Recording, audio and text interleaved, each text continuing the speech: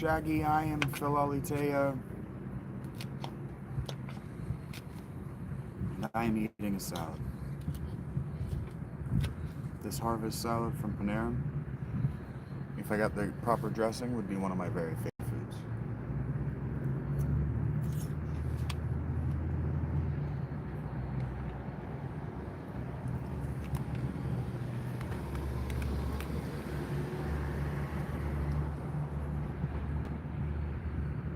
They've had an apple salad.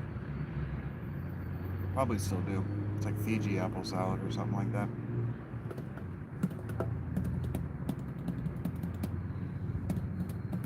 It would just cost too much to make it delicious to me.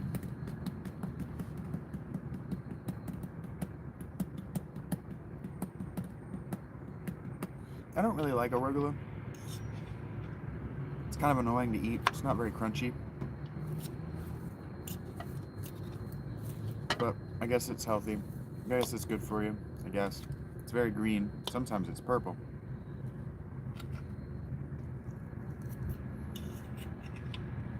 So hey, whatever.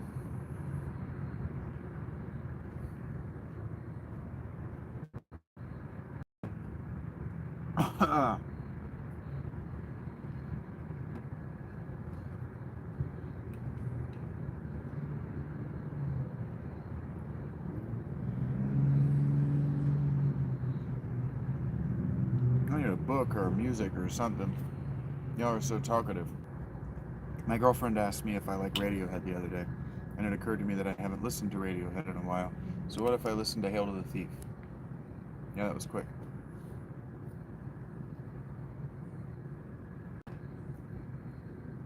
I am decisive.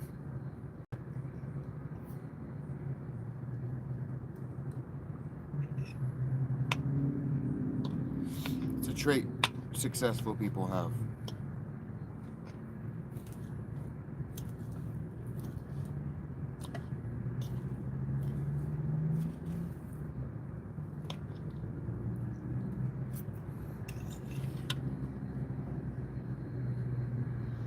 Hello, L1.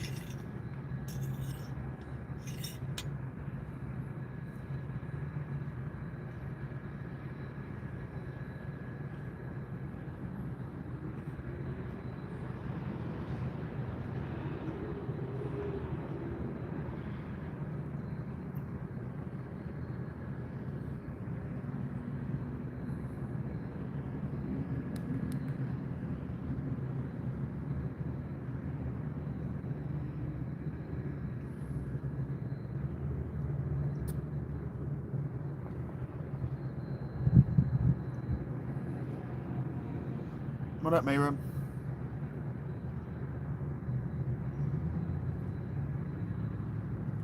You indeed.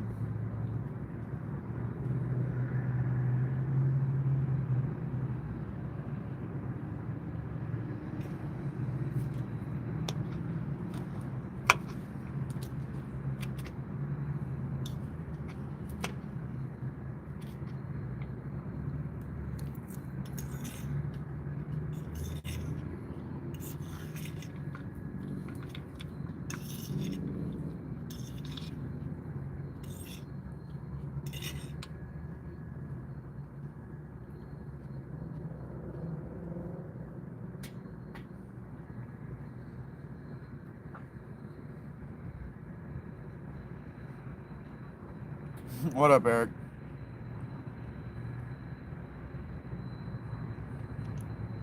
Hello, P4. Hey, Rach.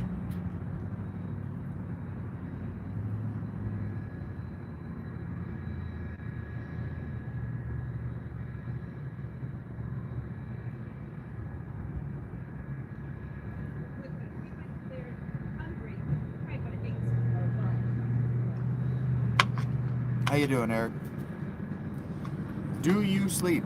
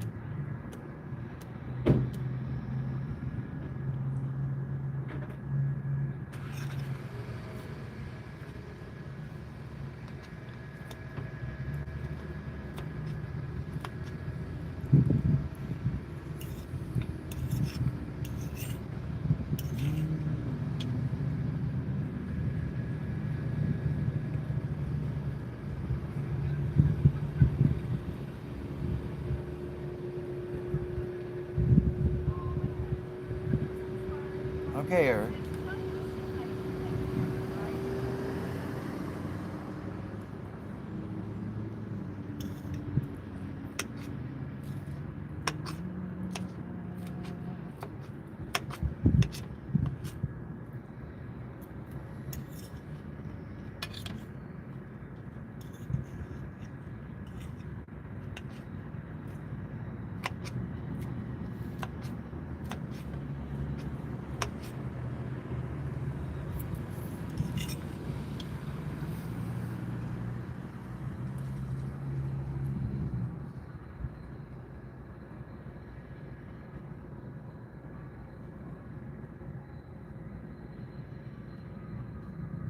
You decided?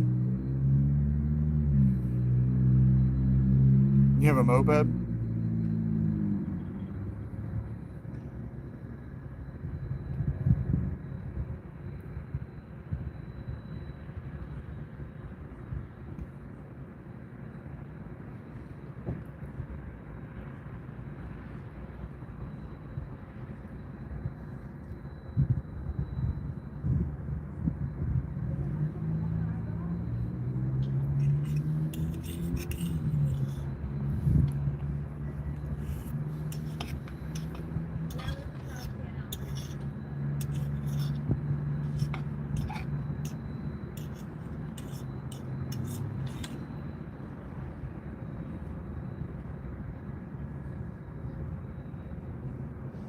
I don't know who Ed Gein is, but kill it.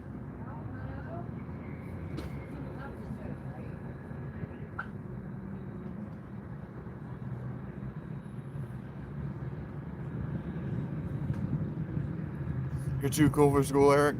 Heard that. Maybe that's why I couldn't finish.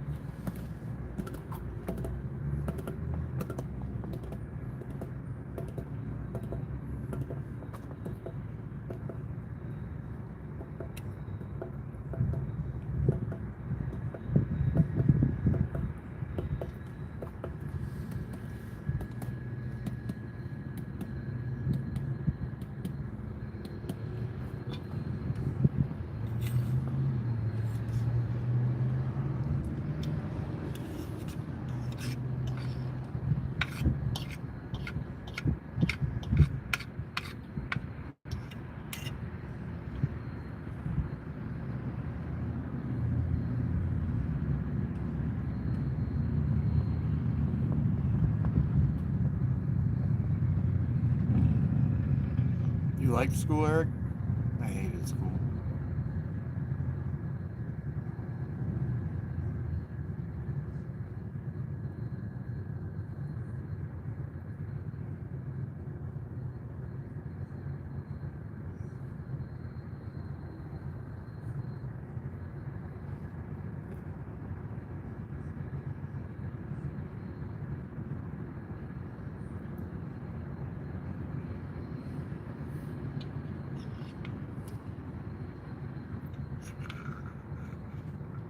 That's what she said, Rach.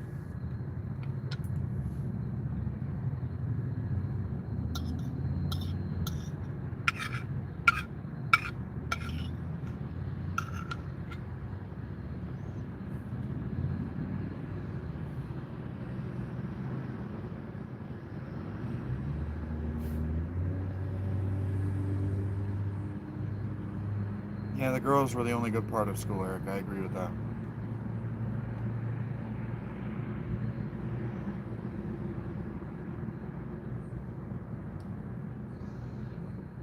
Speaking of fast fingers,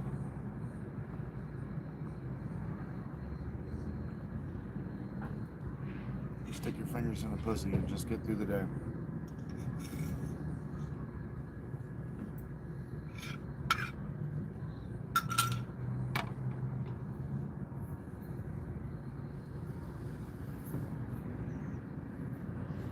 Hey, CT.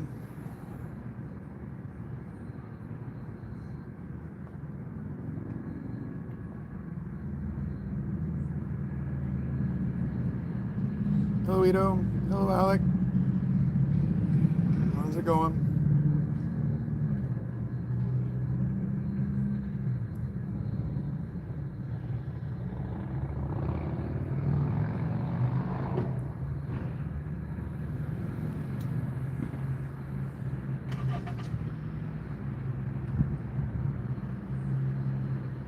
I'm doing all right, Alec.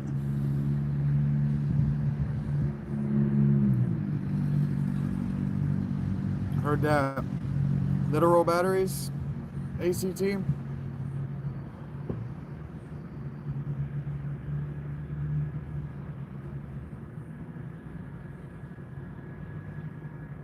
Ohio.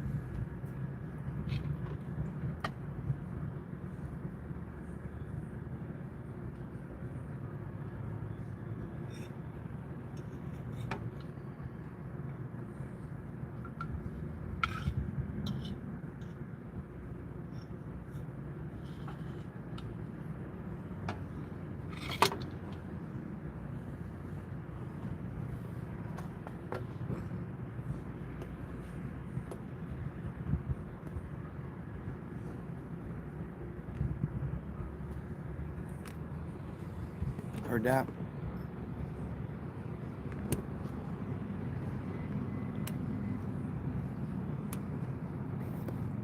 Could have just said, though, yes, ACT. I'm not an idiot. You were doing lawn. I said, wait for the batteries to recharge. I asked whether they were literal batteries. To say, yeah.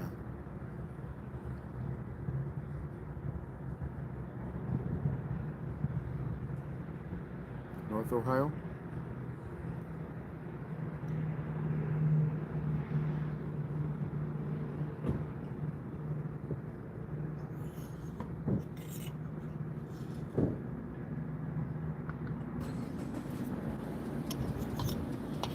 I don't know about you, but I prefer my intelligence not be underestimated. Weird. A dick there any of these nobody likes you. Go fuck yourself.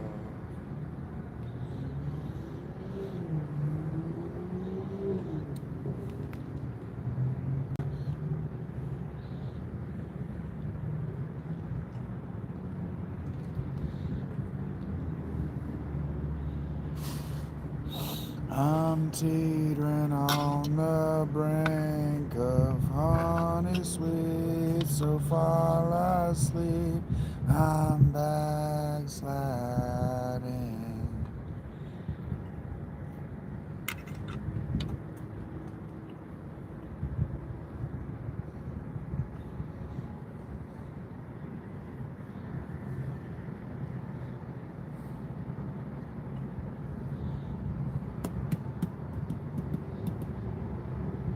So I guess the new Taylor Swift record was bad. I guess it was real bad. And it turns out she's a talentless has been for 20 years. You guys will just buy anything? Is that what happened?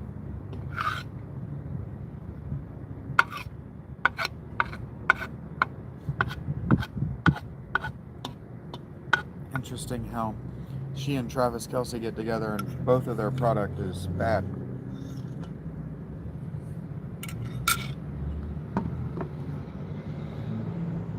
That's probably how you know they're good for one another.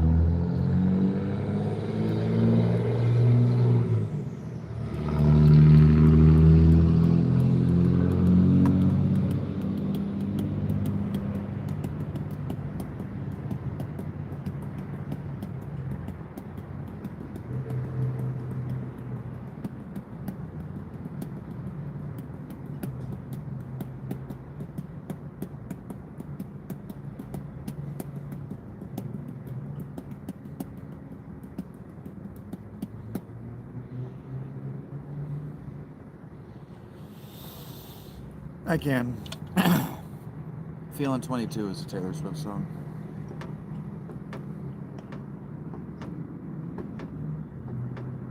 It's also got that You Belong With Me song.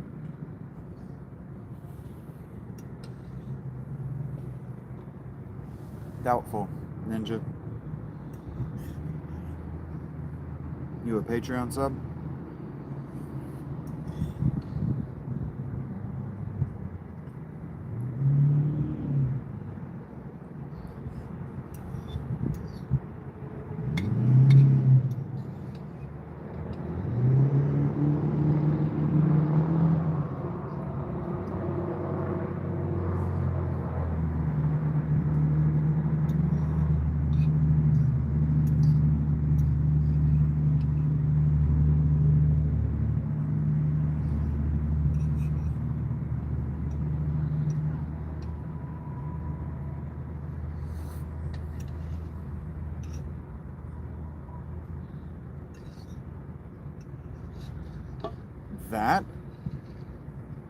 That is usually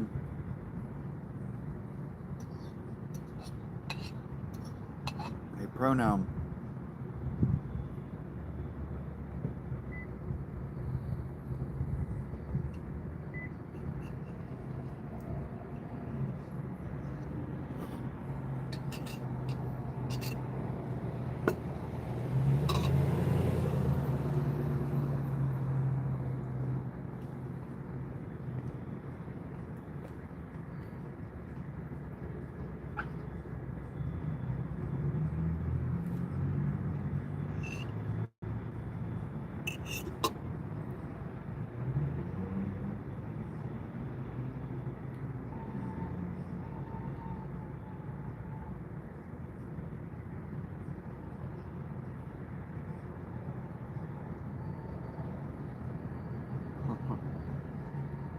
She gone.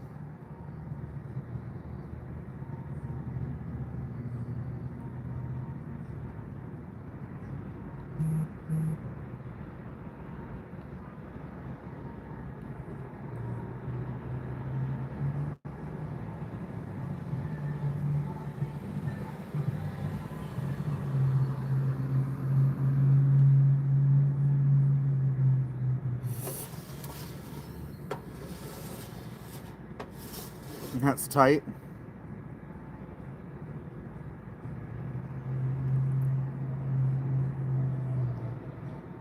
Yeah, that seat's pretty tight in there. Hello, Edison.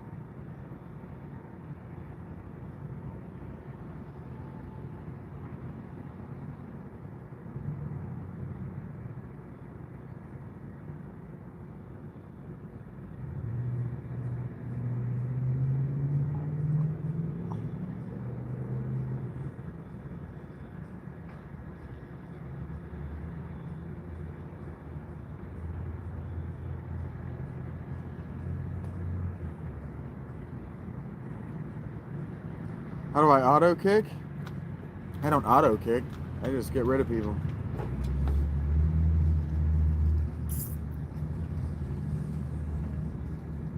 I have a hide user from channel, I think is what it does.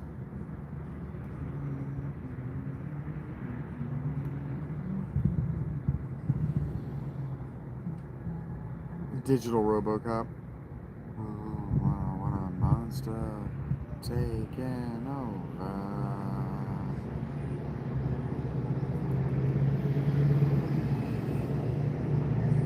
Tie him down. Hello, Trev, what's up? Taking over. Now, tie him down.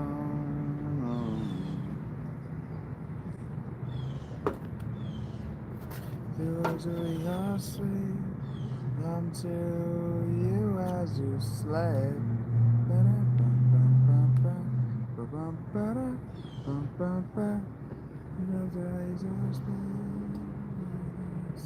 Wash away from me.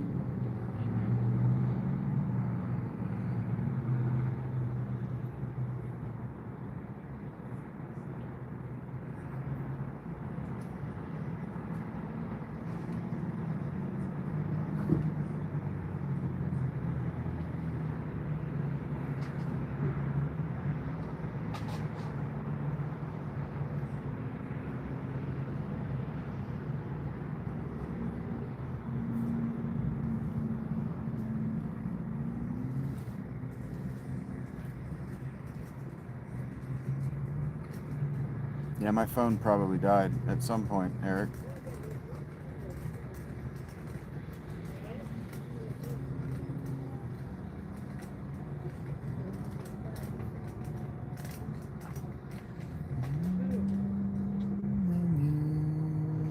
Begin. I'm sorry for the dinosaurs roam the earth. The sky turns gray where I am and you begin.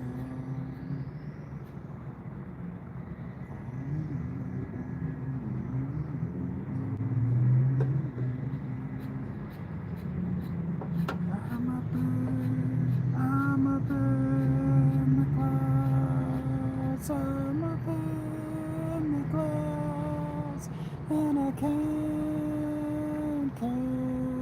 come down.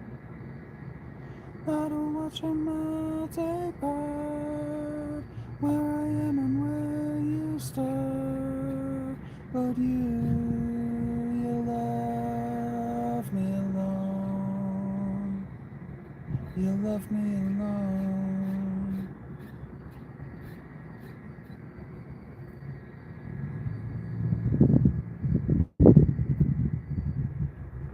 You're cute, Eric. It's not a place like a finding out of ways. We're gone forever in the sea. In the sea.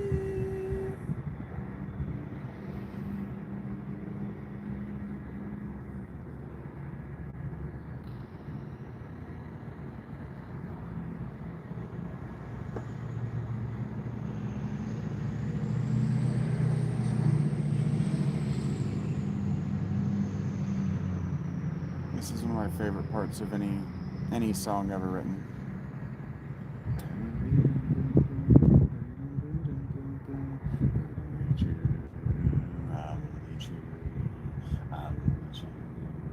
I believe you. I will never go back. I will never go back. I will never go back. I will never go back. I will lead you. I will lead you. I will lead you. I will lead you. I will never go back. I will never go back. I will never go back. I will never go back. I will lead you. I will lead you.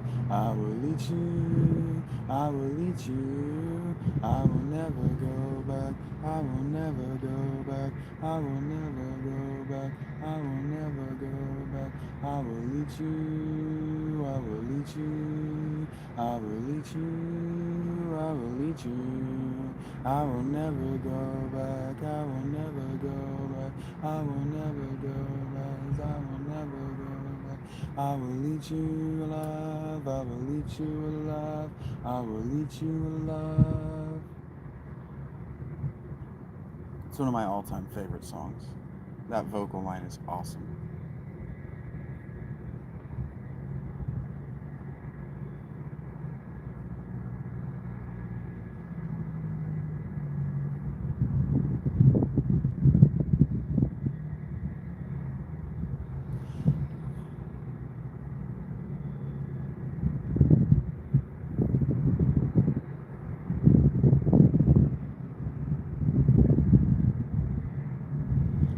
Are you hungry?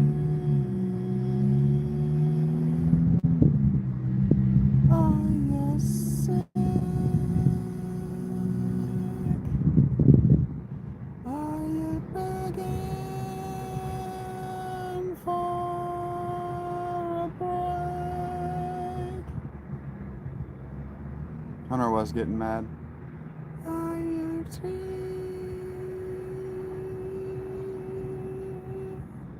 Are you fresh? Are you strung up by your rest? We want the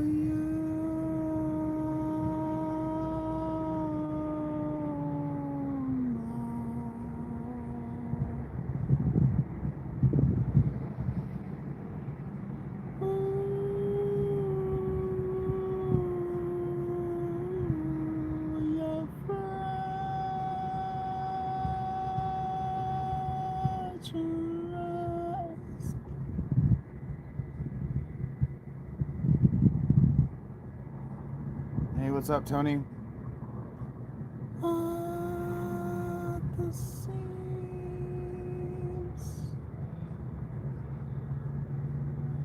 what you do, anything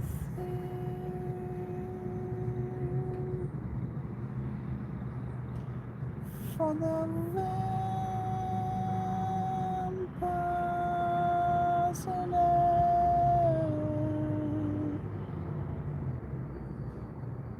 look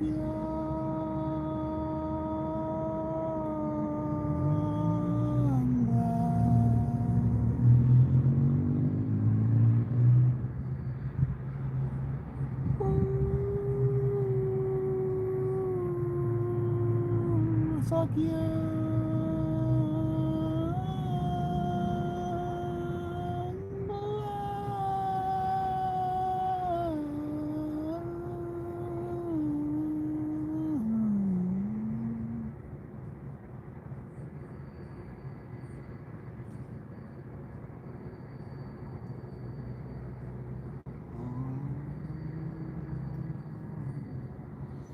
Are we moving a couch, Nicole?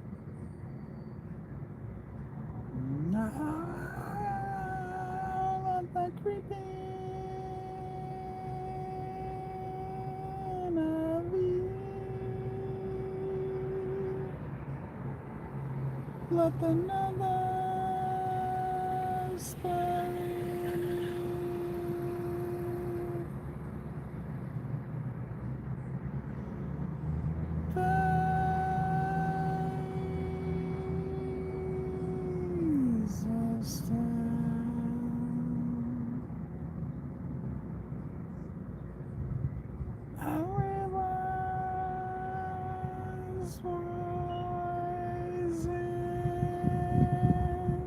You're crazy, Eric.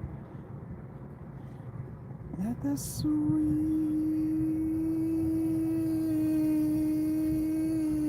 babies.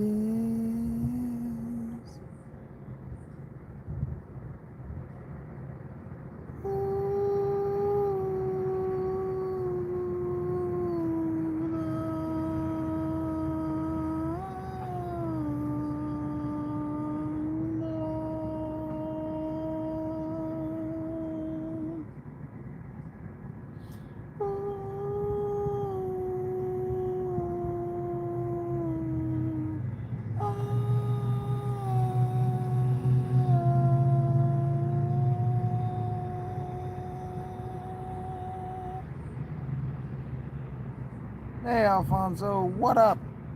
How's it hanging?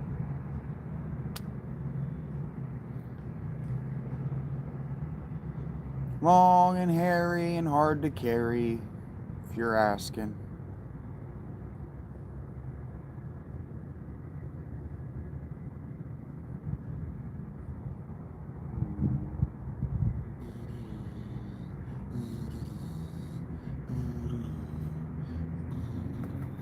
I am listening to one of the greatest records ever recorded. I'm doing great, Alfonso.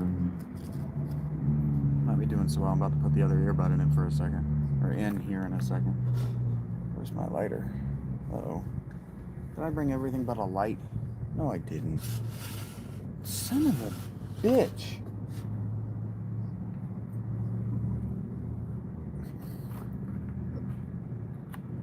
No, my lighter. I stuck my lighter in my novel. Or in my book. I am listening to Radiohead's Hail to the Thief. The witch now, she is now the witch now. They are all the same as you. She would out of the bottle. It anyhow, funny how we're walking, and we're dreaming when you're dreaming. When you're walking, when the world's spinning, when you're breathing, when you're breathing, when you're breathing.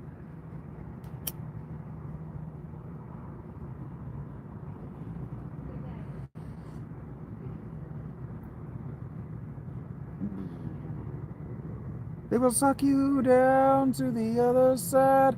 They will suck you down to the other side. They will suck you down to the other side. They will suck you down to the other side, where the shadows bloom and the shadows bloom, and you're alone, girl. You're alone, girls. Shadows bloom and shadows bloom, and your alarm bells, your alarms, they should be ringing. They should be ringing. They should be ringing. They should be ringing. They should be ringing. They should be ringing. They should be ringing. They should be ringing. They should be ringing. They should be ringing. They should be ringing. They should be ringing. This is the Glow Man. This is such a cool album, man.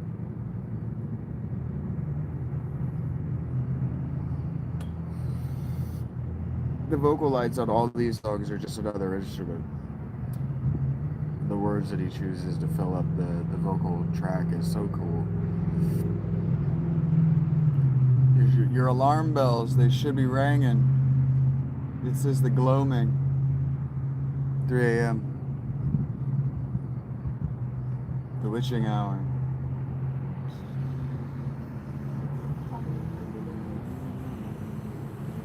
Tom York's an interesting dude. I've avoided his cult of personality. I don't actually know much about it.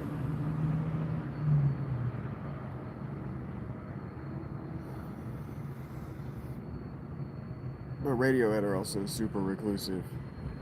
They're kind of the anti-Oasis.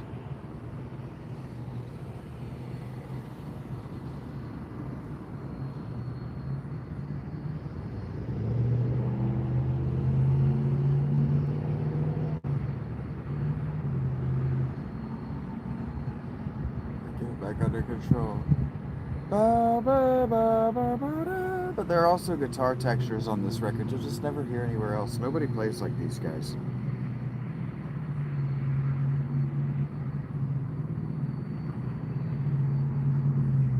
Tempest heaven, I go walking in the sky.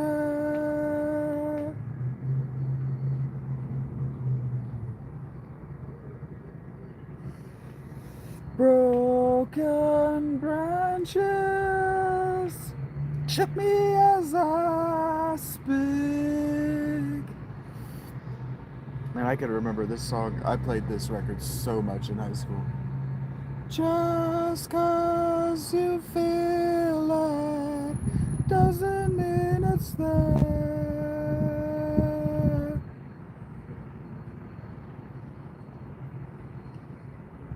Boom, boom. Just 'cause you feel it doesn't mean it's there.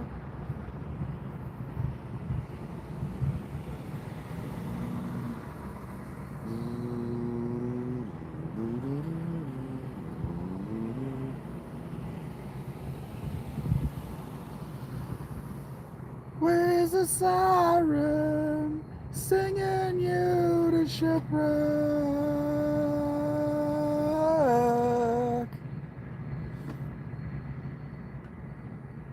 That away from these lies would be a walk-on disaster.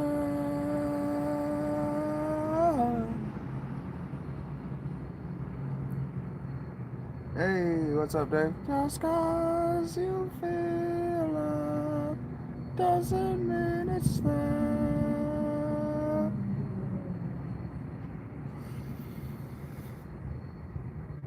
Really, just 'cause you feel it doesn't mean it's there. Just 'cause you feel it doesn't mean it's there. Shall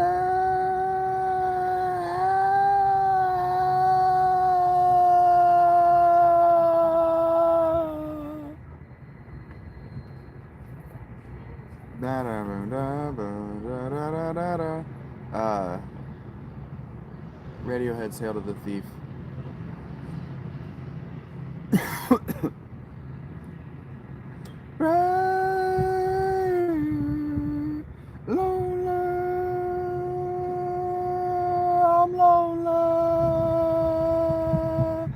I'm lonely.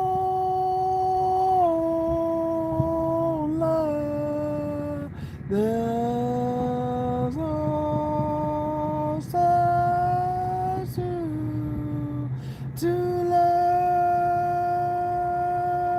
to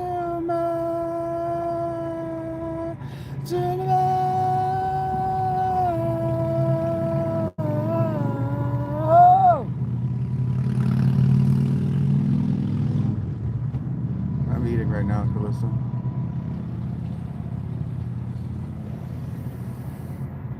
Yeah, Billy bought me lunch on one of her last shifts.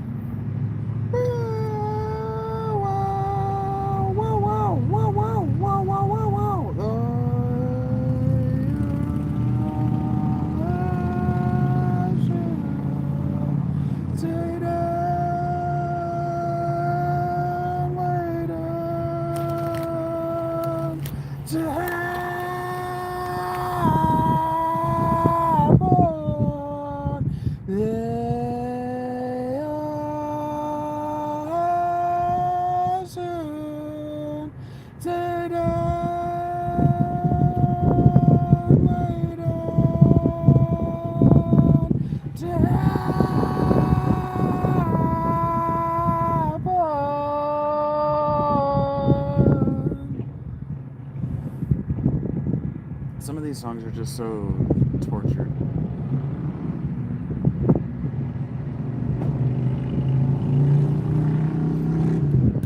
I guess you know something that I don't. Just need to remember that you know more than I do about my experience. Hey, OPM.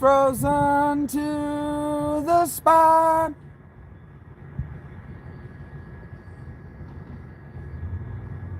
But it's not remarks of armored sharks. The pod will call the cattle black. It's a drunken punch out at a wedding, yeah.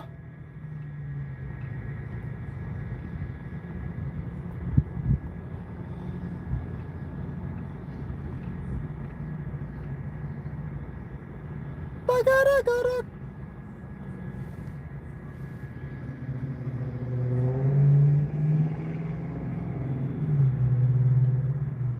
Yeah, I'm feeling this song today.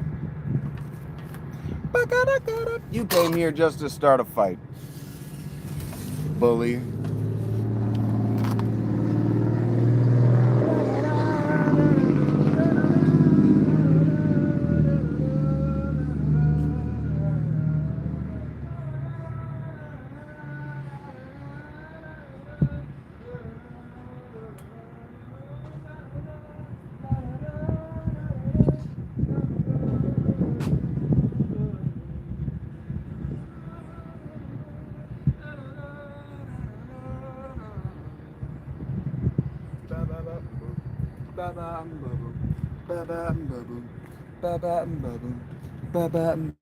And then one of my all-time favorite songs is next. I'm pretty sure that this is Mixomatosis. Blah blah blah blah da blah blah blah blah blah blah blah blah blah blah blah blah blah blah. This is a song that if you've got subwoofers in your car, you should listen to while you're driving. The mongrel cat came home, holding half a head, proceeded to show it off to all his newfound friends. He said, I've been where I like, I slept with who I like. She ate me up for breakfast. She screwed me in a vase. And now I don't know why I feel so tongue-tied. Blah, blah, blah, blah, blah, blah.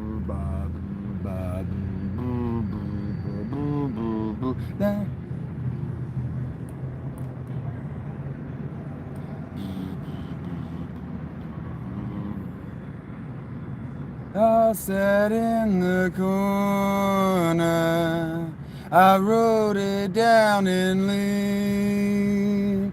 They were cheering and waving,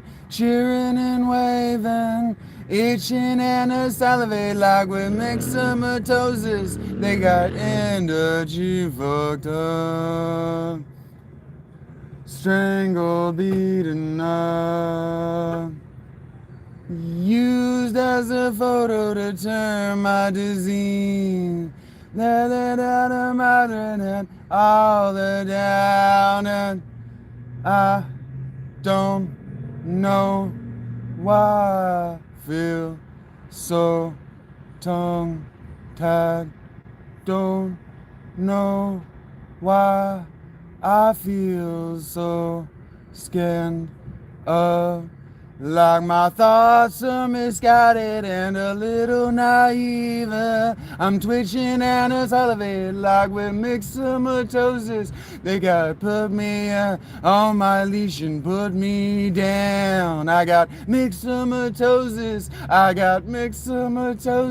and no one likes a smartass, but we all like stars. So reason why's in your intentionless and looking for a reason must have got mixed up, strangled, beaten up. I got myxomatosis, and I don't know why I feel so skung tied.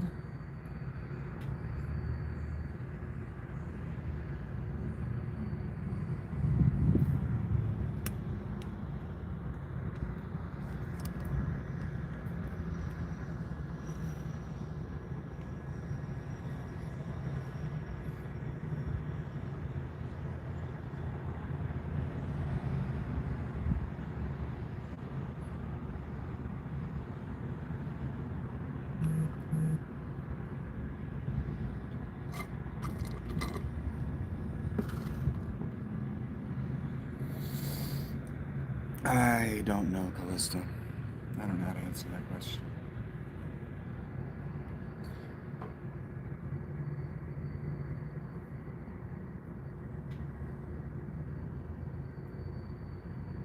I'm walking out in a forest and the slider rail of us fell. The roof is holding on by its fingernails. The voices rapping in my windowsill.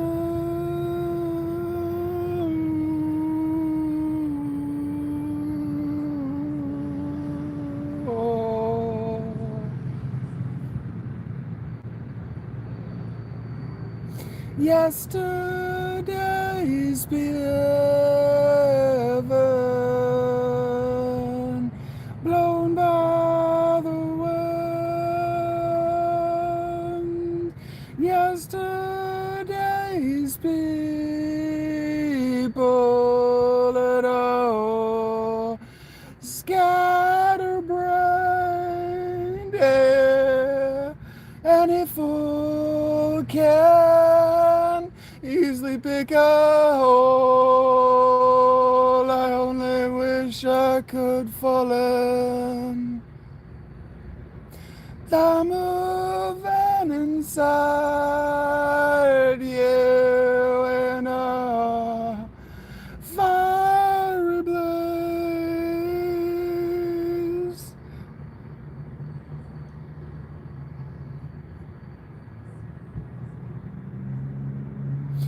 Somewhere I'm all scatterbrained.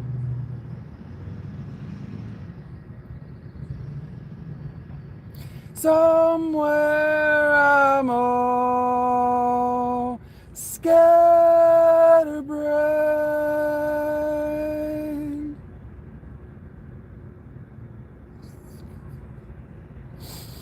Seven fears, power cuff, scatterbrained.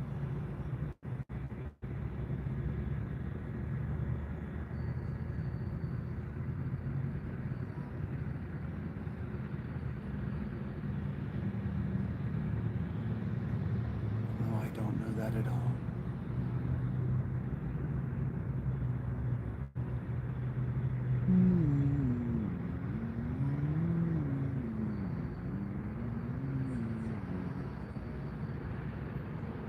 This is in my top 5 all-time favorite songs.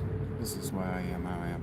Dragging out your bag and dragging out your mist. Sing in the mist, your snakes and ladders flip the lid. Out pops the cracker, slips you in the head, sticks you in the neck, kicks you in the teeth. Steel-toed cap taste up, test, get up, get the colors, get the eggs, get the flan in the face, the flan in the face, the flan in the face. Dance you fucker, don't you dare, don't you dare, don't you flan in the face. Take it where the love is killing, take it it with a pinch of salt, take it to the tax man. Let me back, I promise to be good. Don't look in the mirror at the face you won't recognize. Help me call a doctor, put me inside, put me inside, put me inside, put me inside, put me inside.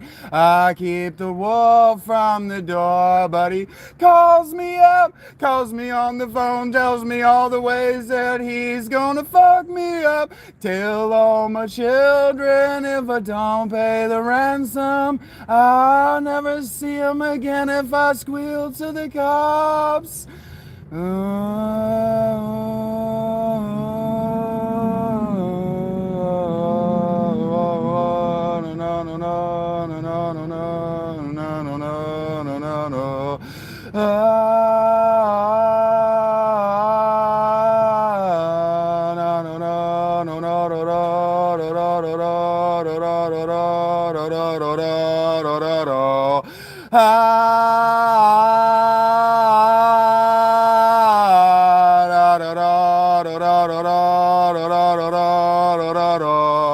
Walking like Johnny Cranes, and with my x-ray eyes, I strip you naked. A tight little world of the armor-dressed Stepford wives who are we to complain. Investments and deals, cold wives and mistresses, own wives and some days say so is in first class, don't owe the phone bill. Someone else is gonna come and clean it up for the ways, for the job. Someone always does. I wish you'd get up, get over, turn that tape off. I keep the wolf from the door, but he calls me up, calls me on the phone, tells me all the ways that he's gonna fuck me up, steal all my children if I don't pay the ransom. I'll never see him again if I squeal to the cops. So I just go,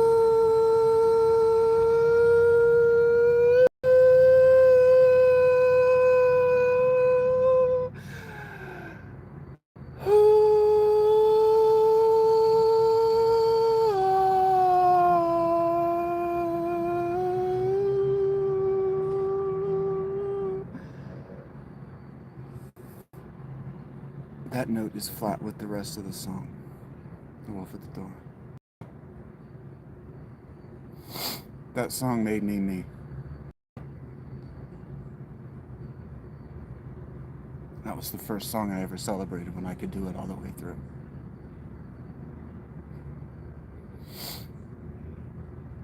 That's like 5 breaths. He does that in like 5 breaths. It's all just one drone.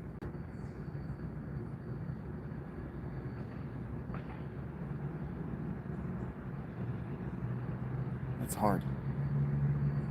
It's a lot of technique that goes into that song to be able to do that. And it's technically a rap. It's just straight through. Over the music. Irrelevant to what the music's doing, because the notes, the chorus is actually out of key with the rest of the music. It's flat. It warbles real bad on purpose. It's a cool record.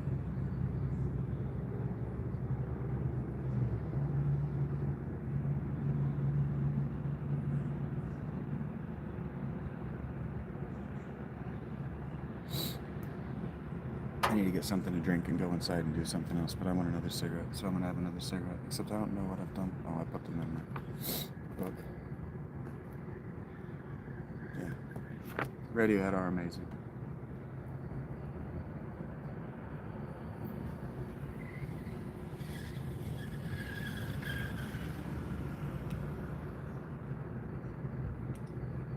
Weird Fishes is another really great one from the In Rainbows record.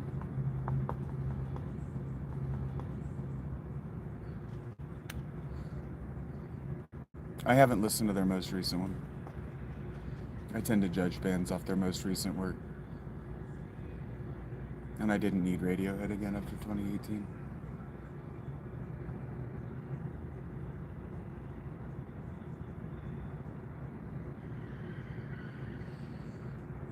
A woman tried to use Radiohead to break my heart.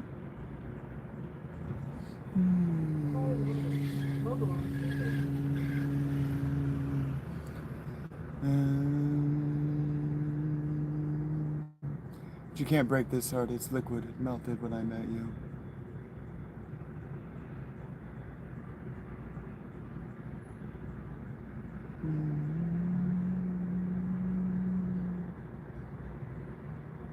In the deepest ocean, the bottom of the sea, your eyes,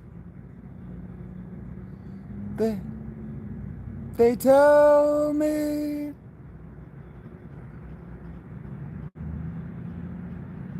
makes it I stay here. Why should I stay?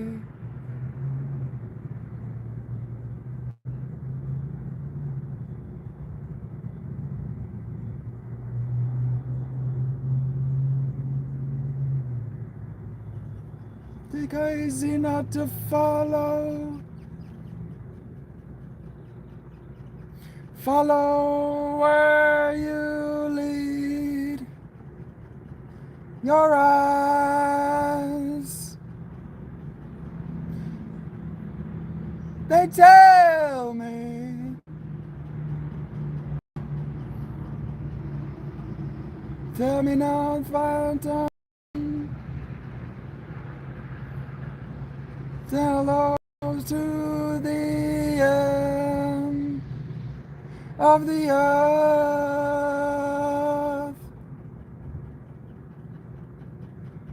Follow.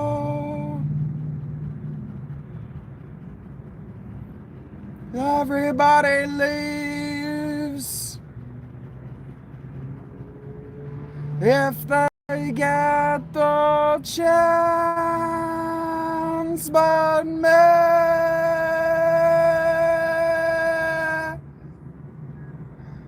Saturn, still eaten by the worms and weird fishes, weird fish by the worms and weird fishes, weird fishes. Take care, cat.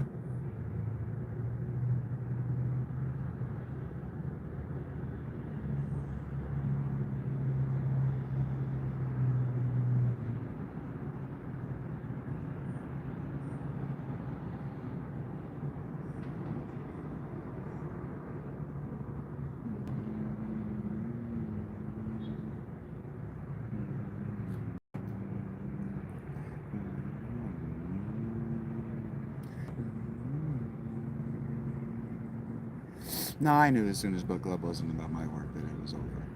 That all of the people that joined that were going to go and do their own thing elsewhere. I processed that emotionally weeks ago.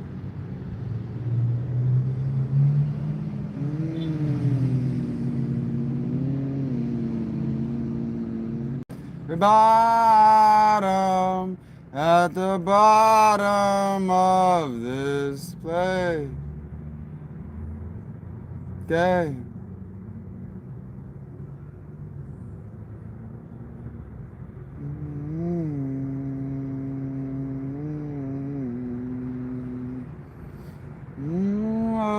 Bottom, at the bottom of this cave.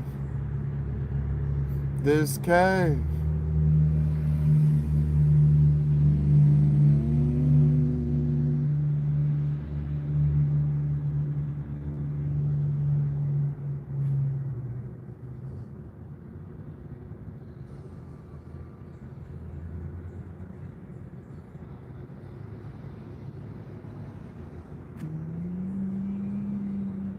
Nah, my book is sitting right here.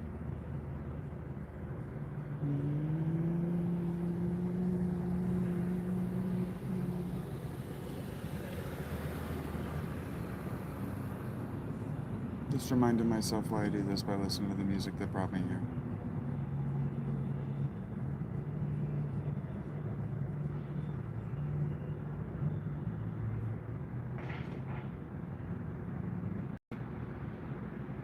Being myself as an act of defiance is exhausting.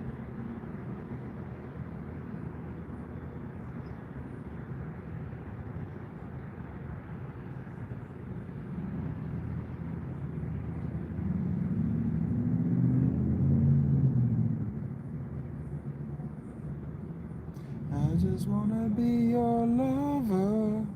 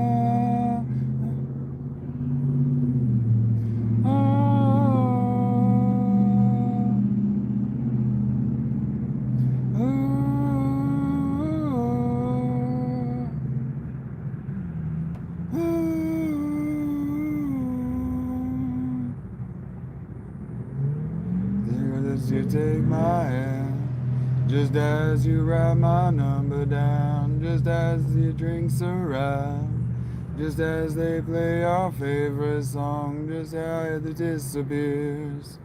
They're about to wind up like a string, there's all you had too much. They're back to tell their just a young, do they attention. They got the Cheshire cat grin, they're flooded into one. Alice is on a mission, there's always daggers. Before the animal noises, bills of the emeralds. Therefore the hammer alone. Boom, boom, boom, boom, boom, boom, boom, boom, ba ba da ba da ba doom, boom, ba doom, boom, ga da ga da boom, boom, boom, ba doom, da da da boom, boom, boom, ba doom, ba ba da ba da ba, boom, boom, boom, ba ba da ba da ba, boom, boom, ba boom, ba ba da ba da ba, boom, boom, ba boom. Day from me, before you're lost between the notes, before it goes round and round. The beat goes round and round, there's this one. The altar can not die, there's an instrument. No, that's not good. Let it out, come on and let it out.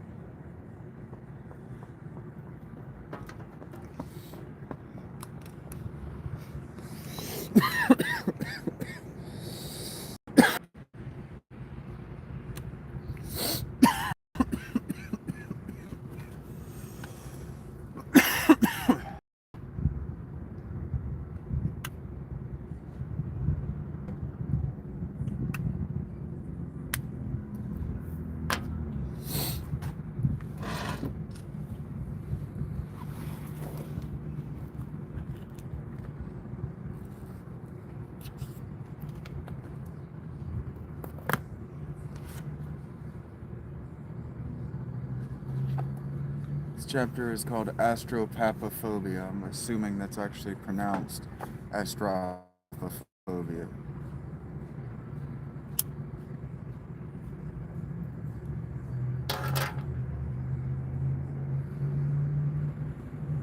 It's something to do with the paps of stars.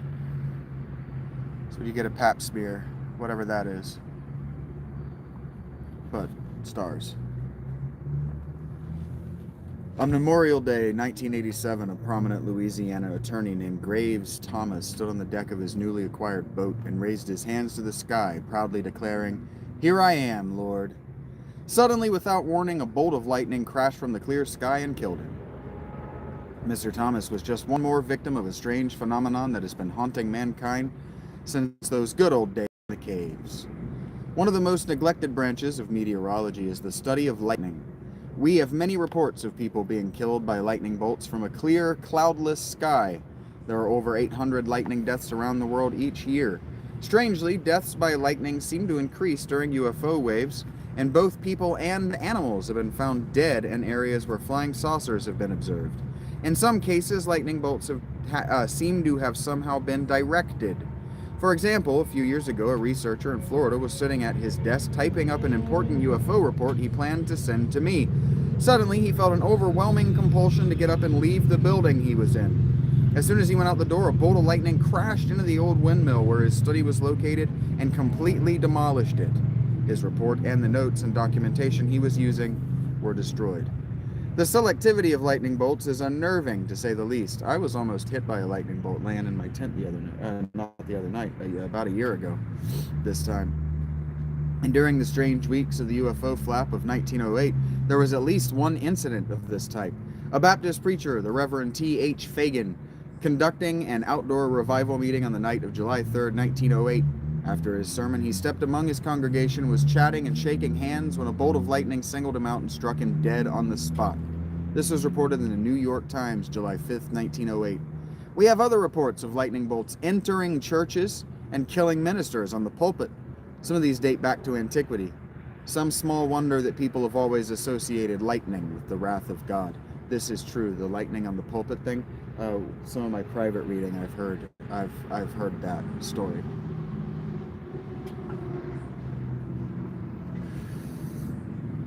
All kinds of impossible shit used to open the doors of churches and come up and strike preachers dead. All kinds of weird shit. Columns of light, black dogs, all kinds of shit. On the other hand, there are innumerable cases in which people have been slammed by a bolt and remained completely unharmed, although their clothes were blown off and even the coins in their pocket were welded together. Even the old saying that certain great men were struck by lightning has a basis. During that puzzling 40th year of 1908, a young man in Kansas was zapped by a blast of lightning.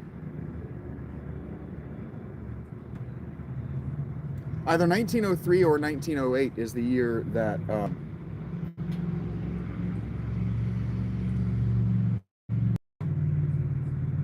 around 1908 is the year that William James published The Varieties of Religious Experience. It stunned him, this guy who was zapped by lightning, but miraculously he was unhurt. He went on to become one of the most important men of this century. His name was Dwight David Eisenhower, naked in the rain. For many years, the Museum of the Royal College of Surgeons in London displayed a glass case containing the clothes of James Orman, who was struck by lightning in an English field on June 8, 1878. The stroke hurled him several feet through the air, scorching his eyebrows and beard and fracturing his leg. The remarkable thing is that he was stripped of all his clothing in the process. His sturdy boots were even left behind, and his watch had a hole burned through it. as if a soldering iron had been used, and the coins in his pocket were fused together. Mr. Orman recovered and lived a full life.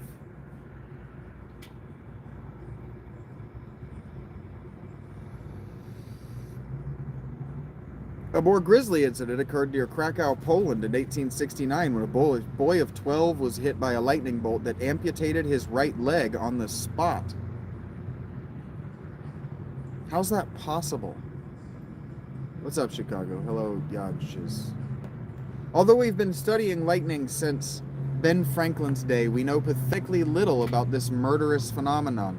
This is again in 1987. Some lightning bolts start from the ground and shoot skywards. Others dart down from the clouds and skitter across the ground like a miscued billiard shot. Whole herds of cows and sheep clustering together in a rainstorm have been wiped out by a single stroke. Occasionally, a ground-to-sky lightning stroke leaves a big, perfectly formed circle or hole behind to puzzle eager UFO investigators. However, lightning explains only a few of the many fairy circles that turn up each year in the wake of flying saucer sightings, such as ball lightning. A very rare phenomenon can be used as the real explanation for only a few sightings of luminous spheres. Ball lightning is a round mass of electrical energy that can sail in through the window and exit through the fireplace. There are documented cases of people and animals being killed by ball lightning and inside solid structures, just as more ordinary lightning darts into churches. On July 11, 1819, 9 persons were killed and 82 wounded when 3 successive lightning bolts smashed into the church at Châteauneuf, France. But perhaps the most embarrassing case of all took place in Philadelphia in 1869, when a 65-year-old woman answering nature's call in an outhouse was struck by a bolt while she was sitting there minding her own business. It knocked her unconscious, but she recovered. Churches were frequently struck by lightning during the Middle Ages, probably because they were the tallest structures around. Curiously, many of these lightning manifestations were allegedly accompanied by the appearances of large, fearsome animals. A gigantic pig-like thing is supposed to have materialized in the church at Andover, England, on Christmas Eve, AD 1171, just as the priest at the altar was struck and killed by a lightning bolt. It's interesting you say that, Callisto, because in the previous chapter I was saying that, in a previous chapter, I was associating non-naturality to things in the sky or beyond the sky. It's a thought crime that Keel commits, or at least leaves open to the minds of his more eager readers. And this is associating agency to lightning thing that he's doing is associating agency to the sky or things in it.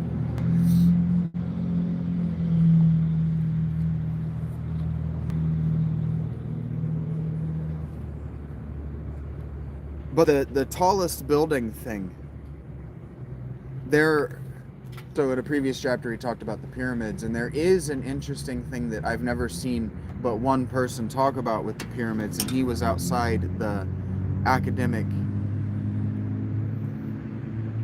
structure. He was an engineer. But he was going on about how the pyramid is electromagnetic in some way. And it was something that Keel didn't talk about when he talked about the pyramids here in this book, is that they were capped in white limestone. It was encased in white limestone and capped in gold. And both of those things are highly electromagnetically reactive. Limestone is very a limestone is a good conductor. So they're both conductive, highly conductive.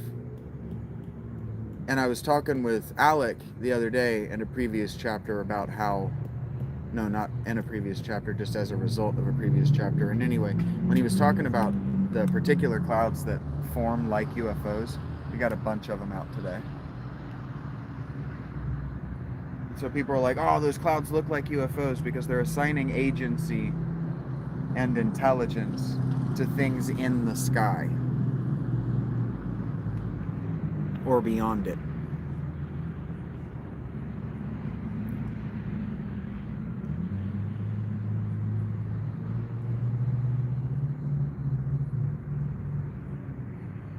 But he's the only person I've ever heard talk about electromagnetivity in the ancient world. People go on about the Baghdad battery, which was not enough, couldn't have generated enough voltage to do anything with. The Baghdad battery was a battery, but it was for e-coating. It was for e-coating, galvanizing gold onto lead in other objects. It was used to e-coat gold. You could whatever. They were making stainless steel, but with lead and gold. And so the alchemy thing of turning lead into gold is running a tiny electric current through it and gold plating lead. And they did that.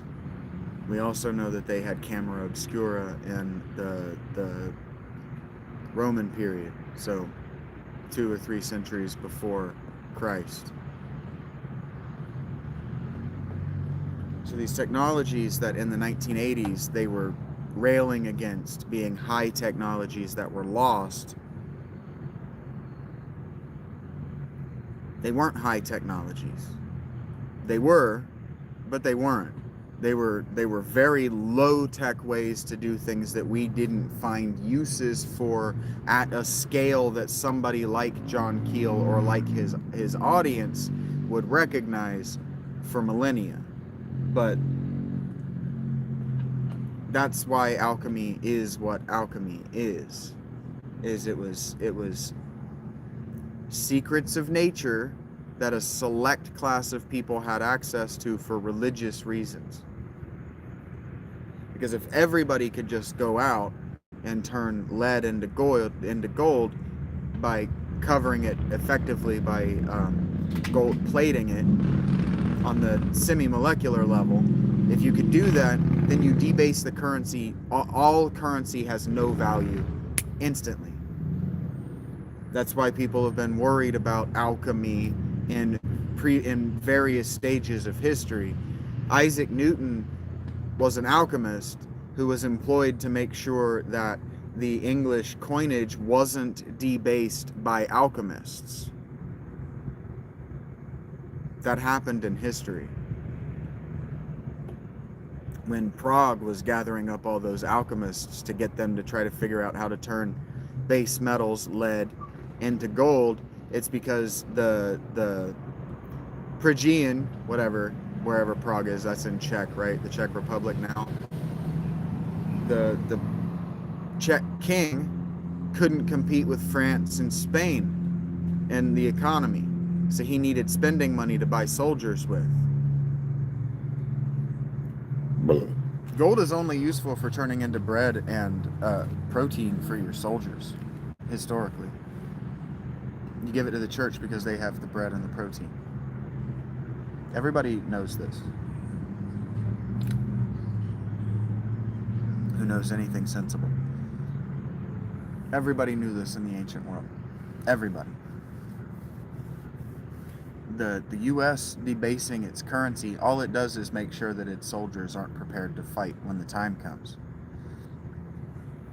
And then the way that we broadcast on national television that our economy is at a standstill and our government doesn't have a budget and our soldiers are sitting with their thumbs up their ass is just inviting national disaster. It's just inviting China to go, you know what?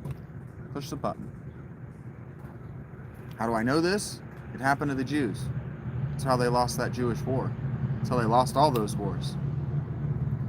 Is they went, we don't do anything on Saturdays. And their enemies went, well, Saturday's the best fighting day. Don't you watch college football? Turns out our favorite day to fight is on Saturday, Jews. So, put up or shut up.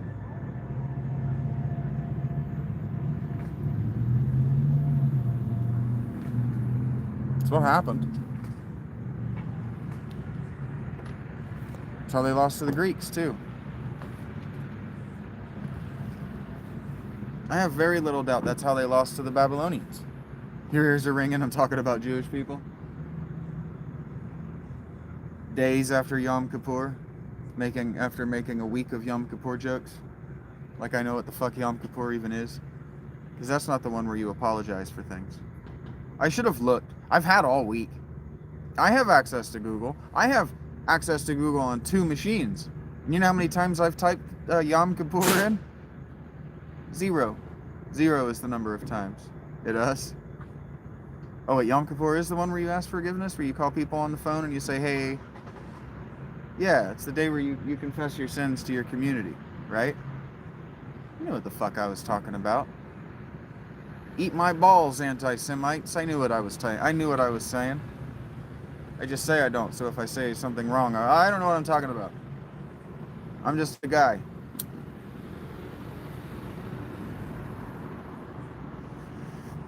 With a big dick and a lot of free time. No, I never looked it up. Because I assumed my Jewish girlfriend would tell me at some point.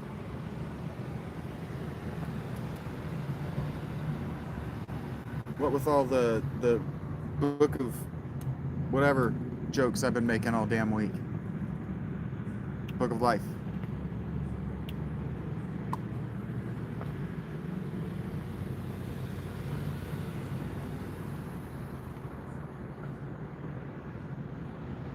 I've never claimed to be smart. One of my alter egos is, however, an interior decorating genius.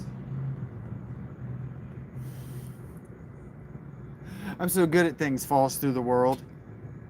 Wish I could say that word the first time that had happened.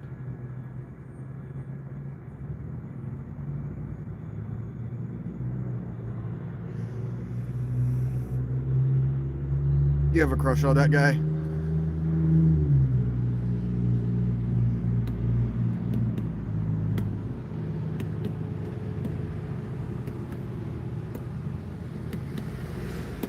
That's why I'm careful to be explicit about what is and what is not an alternate personality.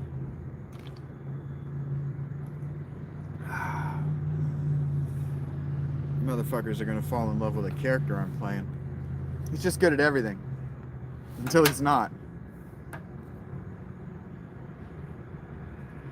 But the lightning striking churches thing, yeah, because they were tall. But what strikes me, and the reason I wanted to go through the lost technologies thing, is like, did ziggurats and pyramids not attract lightning? Did the temples atop ziggurats and pyramids not attract lightning? Were they not tall enough? That doesn't seem right. Did the tree, the sacred tree in the artificial grove at the center of these trees these cities not attract lightning?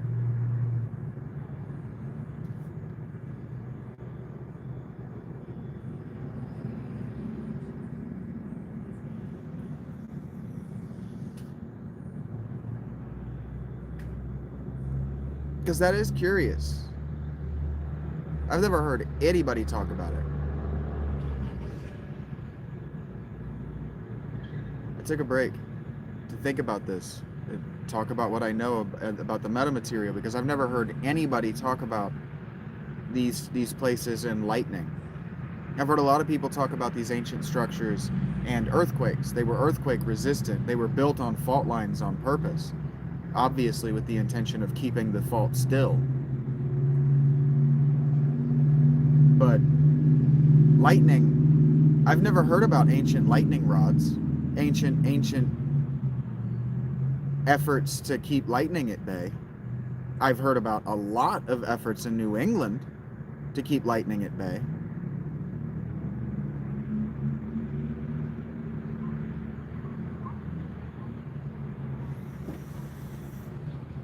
I wouldn't know what vibrations, unless you're talking about like the earthquake thing.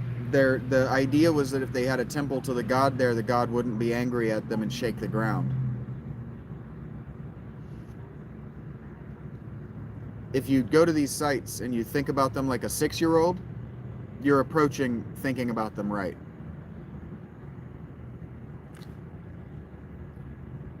The best educated people in the world knew what a first grader today knows.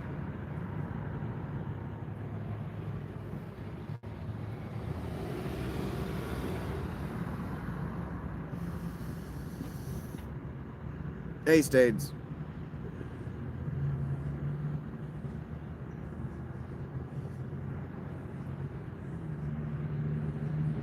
And the pig-like thing associated with lightning is strange too. The lightning stuff is strange. It is strange because I don't know why, but modern history, anthropology, archaeology is either not interested or hasn't found anything. And if they hadn't found anything, that's weird because Zeus was the lightning. But he's reaching here. El was also the lightning.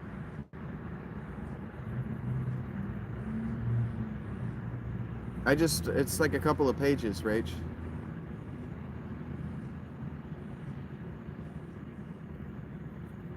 Well, I mean, the New Age, and he's referencing New Age, whether he's making fun of it or not. He dismissed New Age, but the vibration thing isn't contextually a bad question. The scientifically vibrations doesn't mean anything, but in the language of the people who talk about this, who aren't me, who aren't John Keel, Enlil was the waters. Enlil was the waters that you could find in natural wells. They understood the world to be floating on top of natural. They understood the land to be surrounded on all sides by salt water, like it is, but they thought that the land was floating on natural groundwater.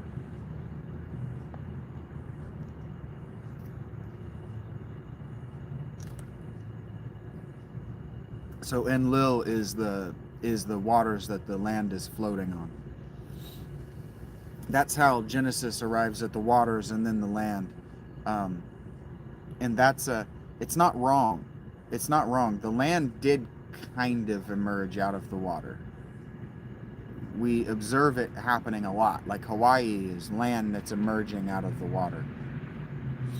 It's kind of right. It's just kind of an accurate. It's kind of an accurate description of the geological formation of the planet. It was just arrived at mystically. It was arrived at in meditation and altered states of consciousness, rather than the way we arrive at things today.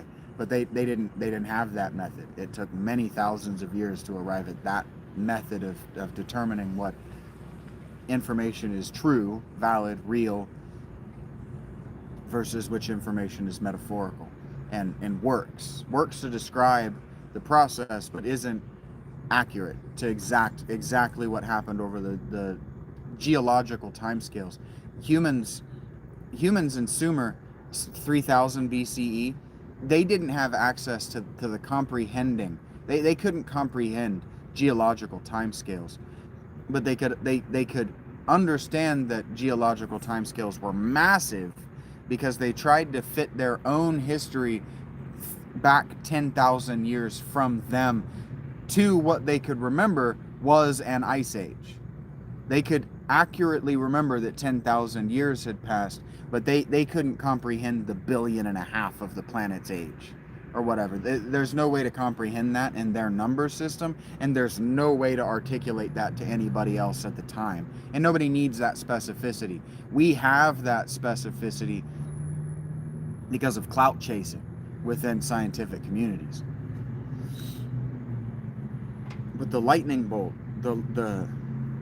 I'm going to end up having to research this on my own time, like whether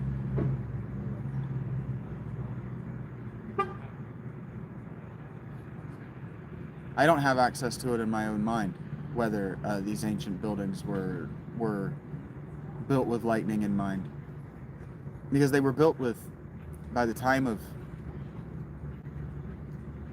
of the Great Pyramid, 2500 BCE or whatever it was, they had 7,000 years of stone building experience across the world. And Egypt, one of the things that we now know is true, Egypt did hire architects and engineers from Babylon. So there used to be a question until very recently, like the last 20 years, not even 20, the last 10 years, it was an open question still whether Egypt and Sumer developed independently in the same centuries. And the answer is yes, no. Yes, they developed independently, but also no, they traded a lot of information and technique. So they traded a lot of technology.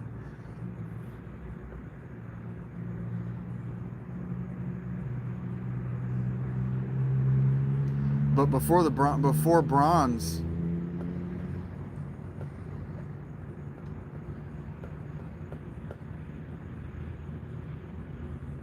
I'll have to look that up.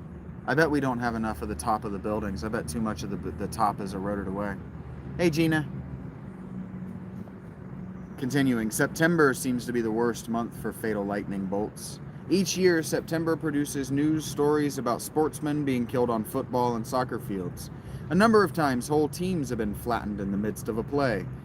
Golf courses are also dangerous places during the lightning season. But if a lightning bolt has your name on it, there is no safe place. That's also true.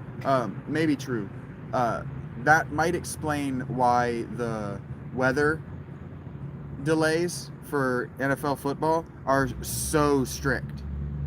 His whole teams might have been leveled because you're wearing a lot of metal in an NFL uniform in the 80s. Even deep sea divers have been knocked insensible when lightning struck their ships and traveled down their lines to their diving suits underwater. If you have a fear of being struck by lightning, don't worry about it. You have plenty of company. Caligula, Augustus, Henry III, and many other famous personages all cowered in terror during lightning storms. The fear is called astropophobia, and it is better to be an astropophobiac than, say, a pantophobiac. Pantophobia is the fear of everything, from backing into doorknobs to getting your zipper caught in bicycle spokes. God shoots back. Atmospheric phenomena controlled by some mysterious force played an important role in the lives of ancient peoples the world over. For thousands of years, men associated lightning with their gods. Every culture appointed a special god as custodian of thunder and lightning. The mighty Thor was worshipped by Norsemen. Zeus, chief god of the Greeks, was given a bolt of lightning as his symbol. Legends and myths from every continent repeat the belief that to speak the name of a god aloud was to invite sudden death by a bolt from the blue. So early on, men began to substitute respectful euphemisms for the godly names. Only the high priests were permitted to invoke the proper names aloud on very special holy days. This is true. This is true. This is why we call the god God, not any magical name. We just call it what it is, and then we capitalize it. We don't even call it the God anymore. We just call it God as a proper name and move on with our lives. But that's not its name.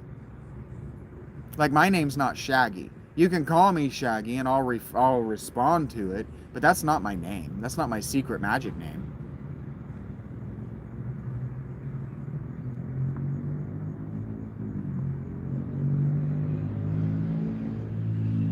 Were these strange super beings really astronauts from some distant planet, as a number of modern theorists now claim? If so, were they armed with electrical weapons which they used to keep lowly earthmen in line?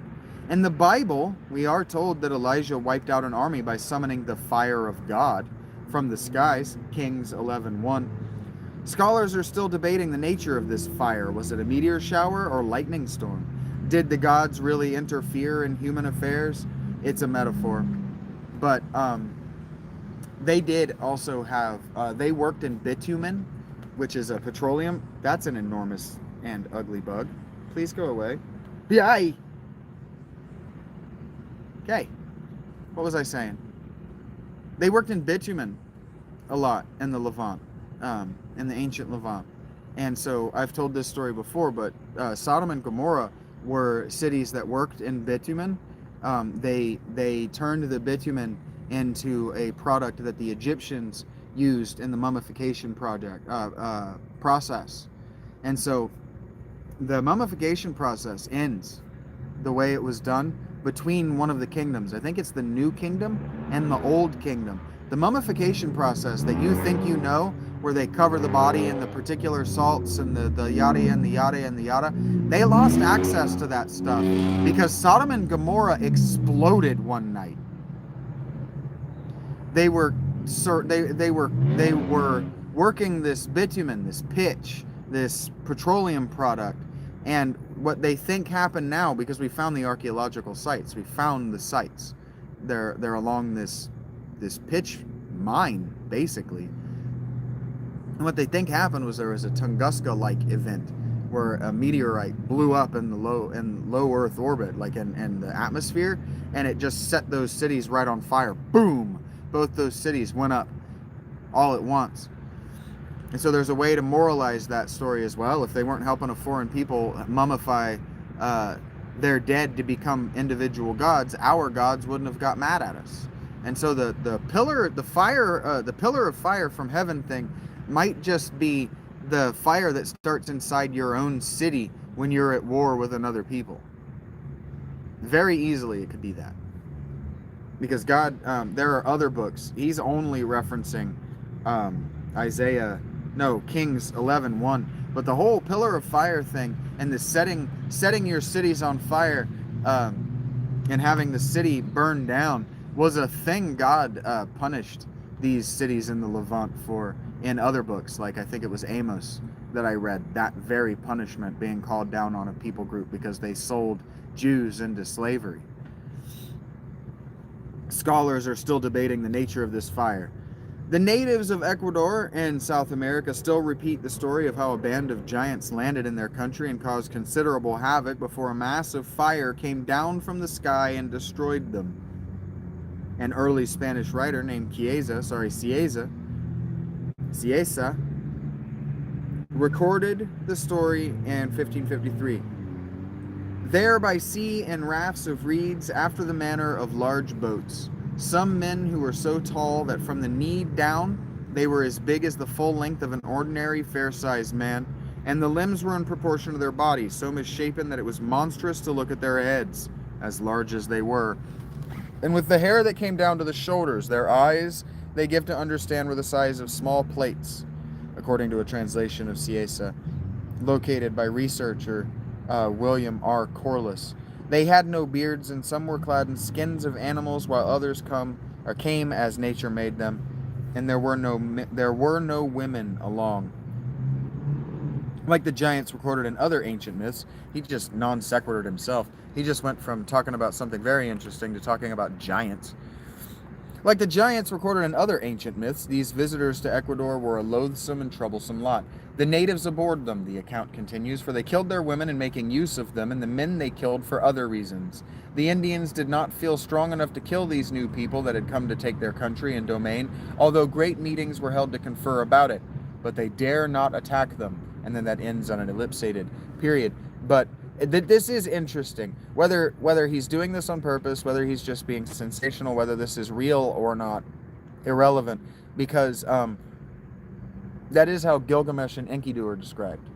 Not as tall, not 5 feet at the knee so that they're approaching 20 feet tall, but larger, using women, killing and abusing men. This is how Gilgamesh was described. And Cieza was about 100 years before Gilgamesh was rediscovered in Indo-European languages. The dilemma was apparently solved when an angel descended from heaven, landing unerringly on the giant settlement and wiping them all out. The early Spanish explorers were convinced that the story was true because they found gigantic bones in human, parenthetical, skulls with teeth that were 3 fingers broad and 4 in length. Now here's the thing. Those were probably mammoth bones. Because the mammoth skull, if you look at it in the right way, you could imagine plate-sized holes for the eyes where the tusks should be. You can imagine a mammoth skull being a gigantic human, and their teeth are freakish. Centuries later, scientists such as H.F. Osborne of the American Museum of Natural History decided the Spaniards had actually found the remains of ancient mastodons. Some historians have speculated that the giants were destroyed by a volcanic eruption or a Tunguska-type meteor. Whatever happened, it was a most fortuitous event to the Indians and must have convinced them that the gods were indeed watching over them. If they found mammoth bones, if they found, see, the way we used to hunt mammoths in South and North America is by chasing them into pits. And so if they found a mammoth burial pit from where we had killed a bunch of them, it would look like human bones that were just massive. And if they're piled up in this pit like this, it would be really easy to explain to a small child who's uncritical, or a Spaniard who's uncritical, that no, God did that in the near recent past, when really it happened 15,000 years ago. Curse of the Pharaohs. In 1953, a team, and you also have to remember that the stories that people, like stories like this that people tell outsiders, they're usually fucking with you to see what you'll swallow, what you'll actually believe, and then they're going to make fun of you.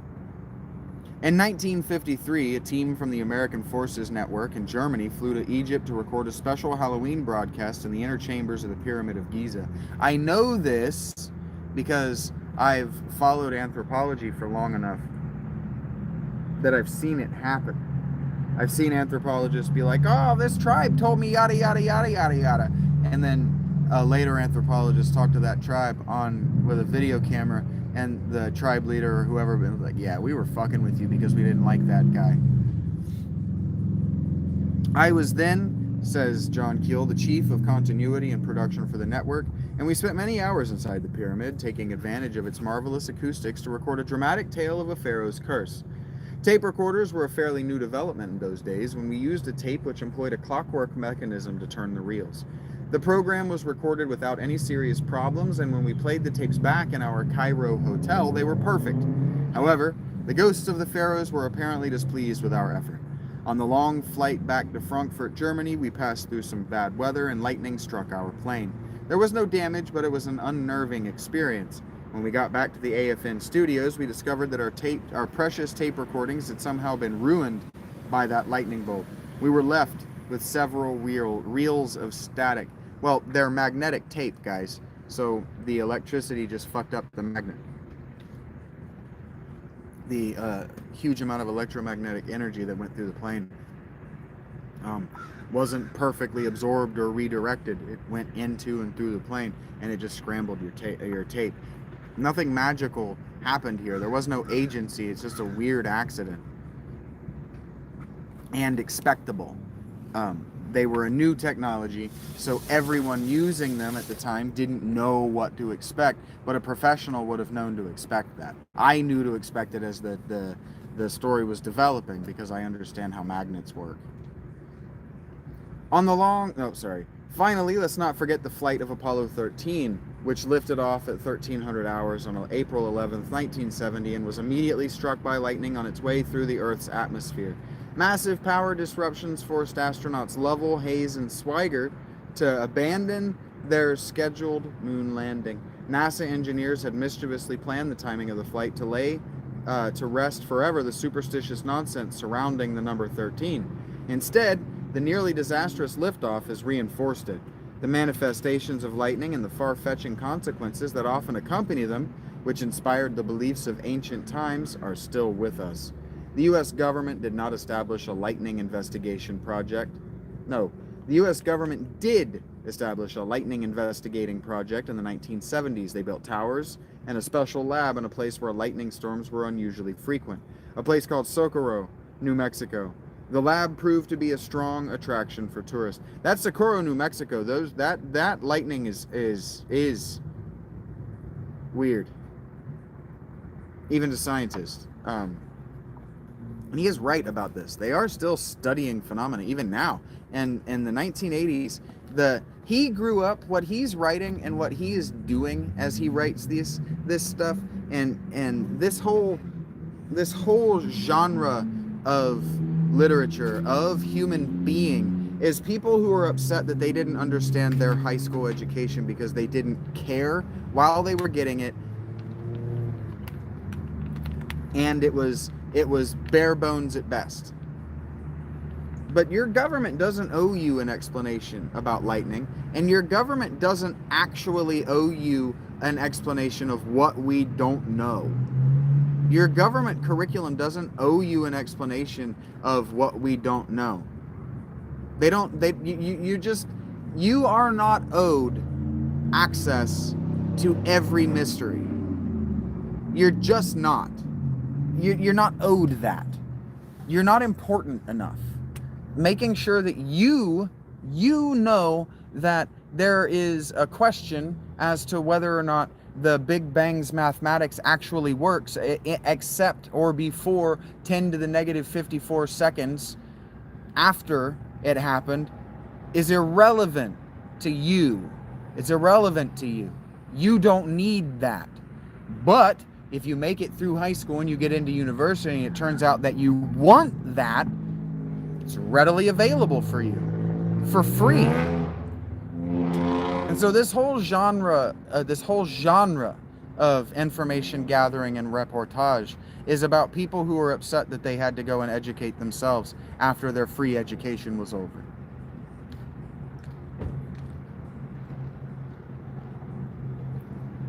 People who are mad that there's more to learn.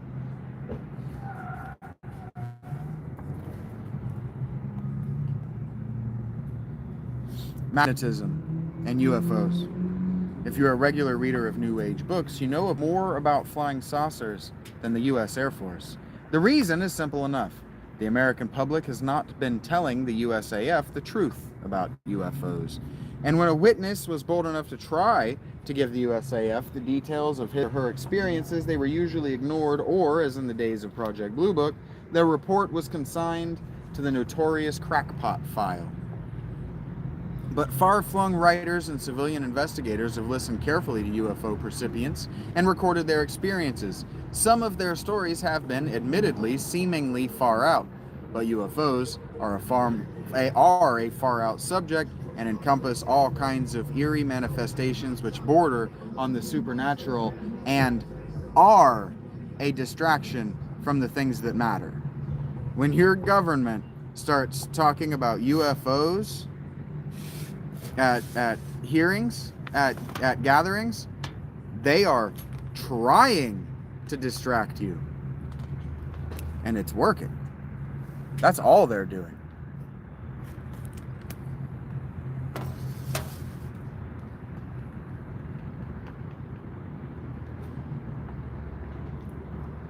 In 1967, we reported that our own preliminary studies of the sightings revealed a definite correlation between UFO waves and fluctuations of the Earth's magnetism. The Air Force never bothered to examine this interesting facet. Even the numerous private UFO organizations tended to sneer at this finding, convinced that UFOs were from outer space and were in no way related to the Earth's own magnetic field. Now, who would you feel safer having running your military? Someone who's concerned with human beings or someone who's concerned with magic space aliens? Who is the more responsible person to have control over the United States military, or at least to have advising influence over the people in control of the United States military? Someone who believes in little green men? Or someone who knows that Russia and China are the problem? Someone preparing for a real threat or someone preparing for an imaginary threat? Who would you rather have? Who would you rather have maintaining your apartment, in the maintenance department of your apartment? Someone who believes that everything that goes wrong in your apartment will happen because of witches and ghosts? Or someone who's going to fix it and stop bitching and make sure it doesn't happen again? Who would you rather have? A stupid person or someone qualified for the job and actually going to do the job?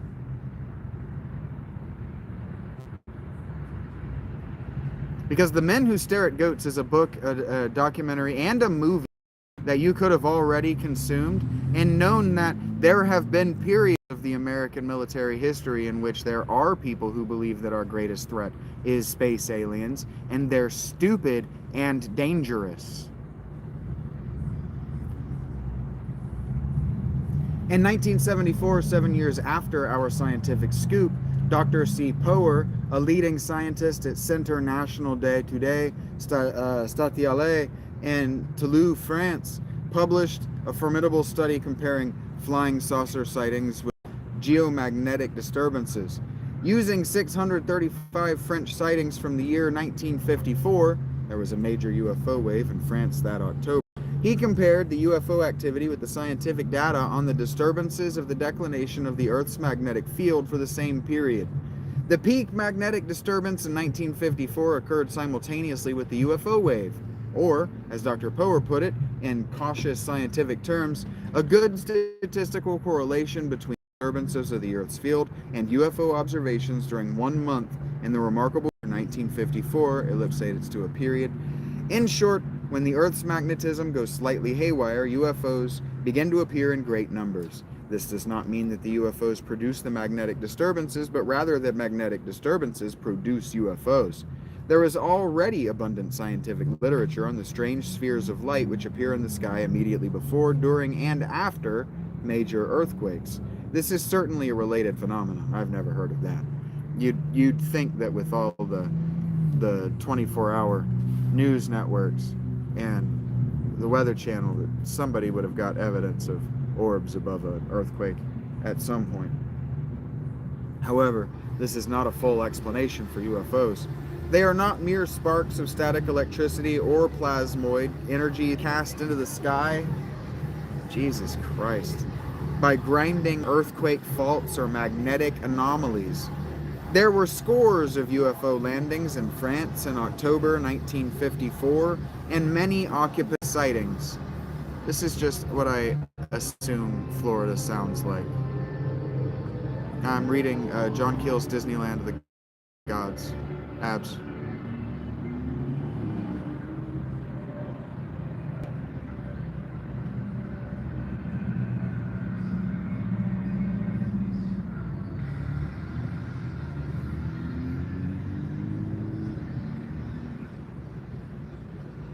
Amira, I have a girlfriend, sweetheart. I'm not going to invite you to send me nudes. Entities clad in spacesuits would certainly not be generated by natural phenomena. It may be that UFOs become more visible to human eyes during magnetic disturbances, that the subtle forces of magnetism have a mysterious influence on some human brains. Project GARP. Beginning in 1966, scientists from Munich's Max Planck Institute have been quietly collaborating with NASA on a project to map the Earth's magnetic field.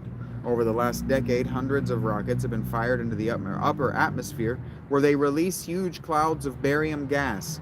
These gases become ionized and glow brightly as they drift along the Earth's magnetic currents. Although the project has cost many millions of dollars, it has received remarkably little publicity. Barium rockets have been sent up from Australia, northern Sweden, Canada, and even from Easter Island off the coast of Chile. The experiments have produced very few spurious UFO reports because most witnesses think they are seeing some kind of natural phenomena, like the Northern Lights, or that they are watching fireworks. In the summer of 1974, scientists from 66 nations participated in a massive new project on the Earth's equator. Scores of ships laden with scientific equipment, specially designed research submarines and airplanes, fanned out over thousands of square miles of ocean to study the Earth's magnetism and atmospheric phenomena. Known as the Global Atmospheric Research Program, GARP, the project involved the launching of special satellites, cloud studies, and underwater exploration to a depth of 5,000 feet. It cost $53 million. Like the barium cloud experiments, Project GARP has received very little publicity, but obviously many nations and countless scientists are deeply concerned with our magnetic and atmospheric problems these days. We have spent and will continue to spend enormous amounts of taxpayers or tax dollars on these semi-secret explorations of the Earth's hidden mysteries. Even the Soviet Union kicked in $18 million for GARP. The thing is, this is relevant today. They were just doing more of this a few years ago. This is very real. Um, what was it? There was another secret project just like this.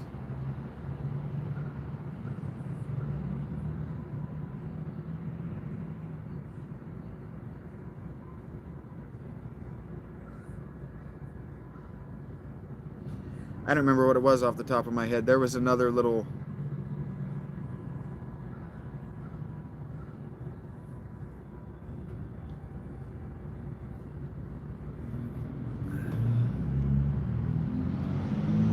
It was a whole thing, and I don't remember what it was.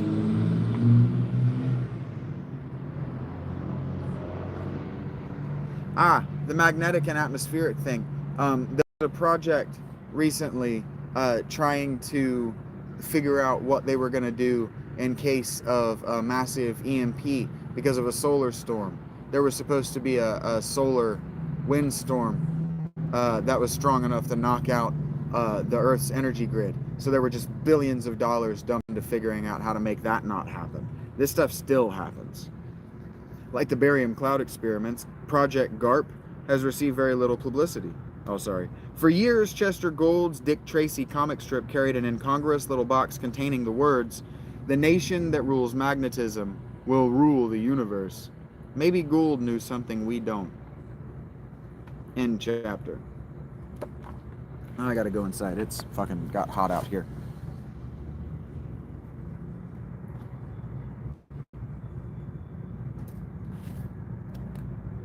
You have exam?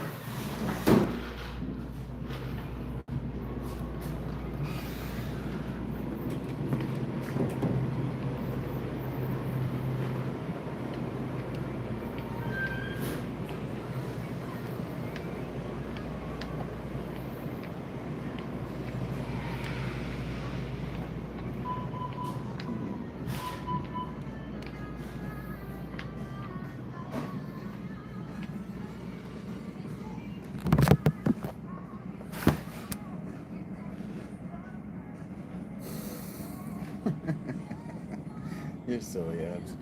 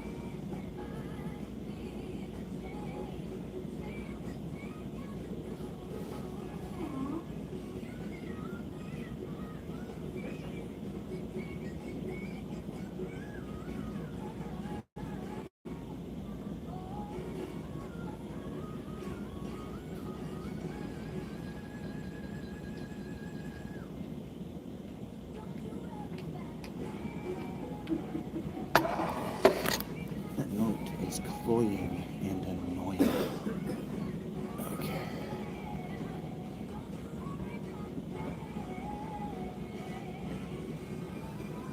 I know why you asked me for Snapchat.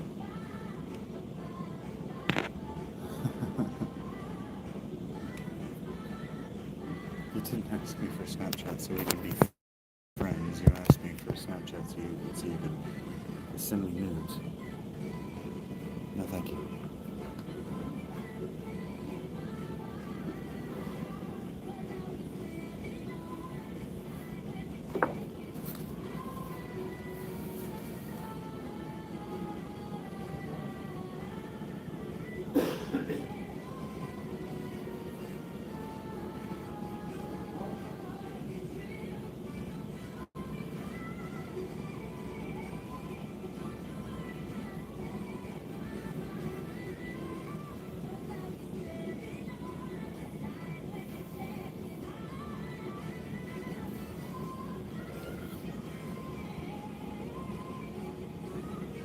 Right, abs.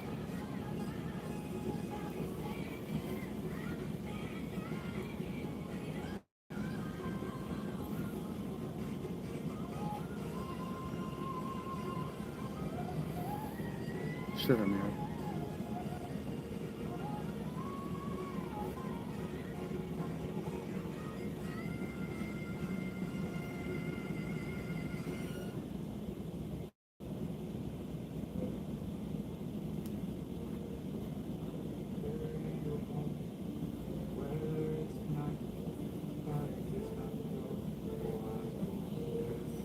Hey, Tim.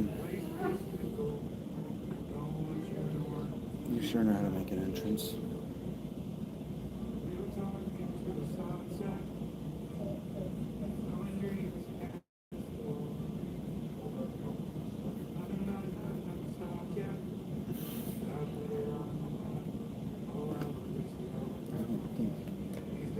I don't think you're listening to what I'm saying, Amira. No means no. Thank you, though. Okay, that's 2 hours. I gotta do something else with my time. Also gotta cut that out.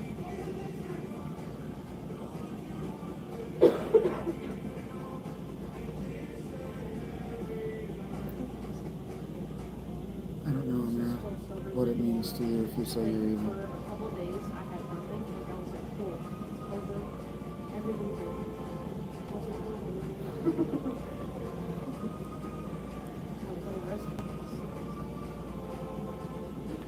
I don't think anybody called you evil, Amira.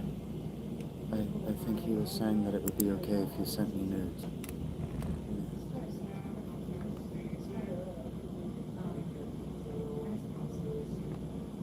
And it wouldn't be. So please don't. Unless you want Rach to see.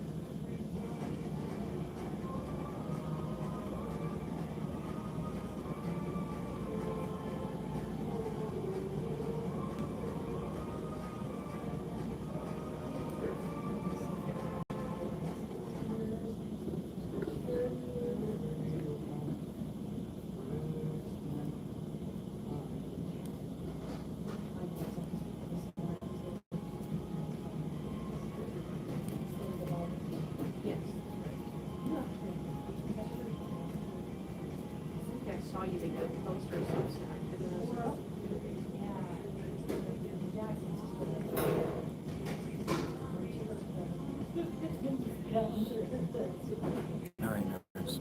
That's 2 hours. That makes 3 hours. I'm gonna end this and I'm gonna go live. We're gonna play some FTL, faster than what. And if I get bored with that, we'll go back to Brotato. But for now, I wanna play. I know, right? I know, right, Abs? She'll be fine. This is her move. We all react to engagement to be married differently, and Amira is trying to get that white dick. Until next time.